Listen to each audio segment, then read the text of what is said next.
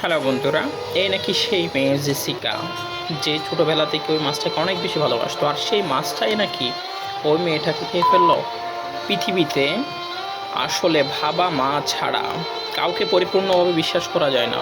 সেই জায়গায় সে তো একটা সমুদ্রের প্রাণী, সামুদ্রিক মাছ। আসলে আজকাল মানুষ মানুষের কাছে নিরাপদ নয়। মানুষ মানুষকে ধ্বংস করতেছে, মানুষ মানুষকে খুন করতেছে। এই ঘটনাটা পরিপূর্ণভাবে সত্য কিনা আমি জানি না, আপনারা যদি জেনে থাকেন জানাবেন। আর যদি সত্য হয়ে থাকে, আসলে এটা সত্য কিনা সেটা প্রশ্ন তোলার কারণ হচ্ছে এক এক ভিডিওতে এক এক রকম দেখতেছি নাকি এআই দিয়ে তৈরি, সেজন্য আসলে জিজ্ঞেস করে। আপনারা যদি জেনে থাকেন তাহলে অবশ্যই বলবেন।